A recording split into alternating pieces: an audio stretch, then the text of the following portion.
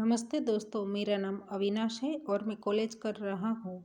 मेरी फैमिली हाल केरल में रहती है। मैं आपको ऐसी कहानी बताने जा रहा हूँ जो मेरे और मेरी मामी के बीच हुई थी।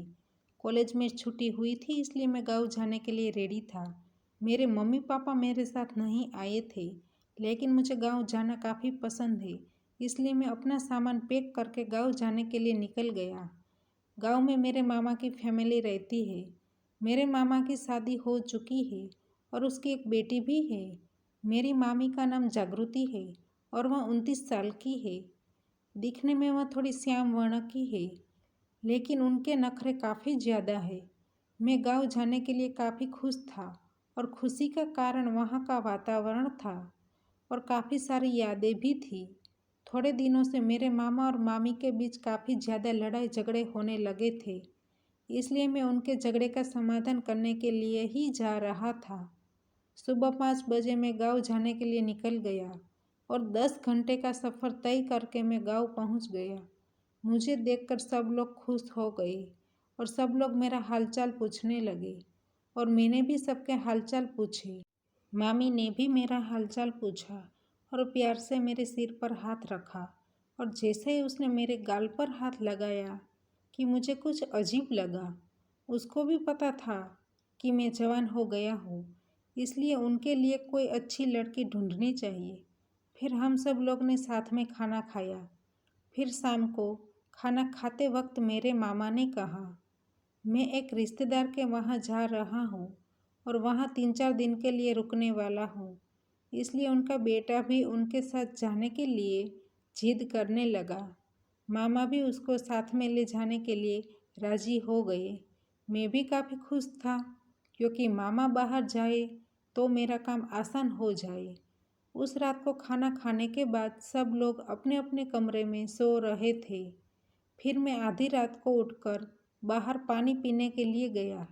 तभी मामा के कमरे से कुछ अजीब आवाज़ें आ रही थी, इसलिए मैंने उनकी खिड़की के पास जाकर देखा तो मामा बैठे बैठे बात कर रहे थे। मामा 2 मिनट में ही काम करके थक गए थे, इसलिए मामी अपने हाथों से जितना हो सके उतनी मेहनत कर रही थी। इसलिए मैं समझ गया था कि मामा मामी के झगड़े का असली कारण क्या है, क्योंकि मामी के सपने अधूरे रह जाते हैं, वह मुझे ही पूरे करने पड़ेंगे। सुबह वह अपने बेटे के साथ चले गए। फिर मैंने मामी को बोला, चलिए ना मामी, हम दोनों खेत देखने के लिए जाए। फिर उसने घर का काम जल्दी से ख़त्म किया और मेरे साथ खेत देखने के लिए आ गई। मैं और मामी बातें करते करते खेत में घूमते थे। फिर मामी ने कहा, तुमको रात में ठीक से नींद तो आई थी ना? मैंने कहा, नींद तो आ जाती है, लेकिन आप ऐसा क्यों पूछ रहे हो? फिर उसने कहा, कल मुझे अपनी खिड़की में से कोई देख रहा है, ऐसा मुझे लगा। यह सुनकर मैं एकदम से डर गया। फिर उसने कहा कि तुम भी अब जवान हो चुके हो, चलो आज मैं तुमको पपीता खाने के लिए देती हूँ। खेत में सामान रखने के लिए कमरा बनाया था। मामी उस कमरे में मुझे ले गई और कहने लगी कि इस रूम में पपीता है। मामी ने दरवाज़ा बंद करके कपड़े के नीचे ढका हुआ पपीता खाने के लिए मुझे दिया और वह काफ़ी मीठा था। मैं 5 दिन वहाँ रुका। तब तक मामी रोज़ मुझे खेत में ले जाती थी और मुझे पपीता खाने के लिए देती थी, और मैं भी काफ़ी अच्छे से खाता था। पपीता खाने में मुझे काफ़ी आनंद आता था। तो दोस्तों, हमारी कहानी यहीं पर समाप्त होती है।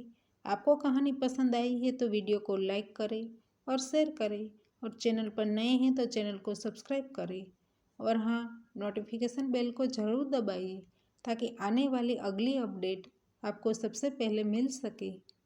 धन्यवाद।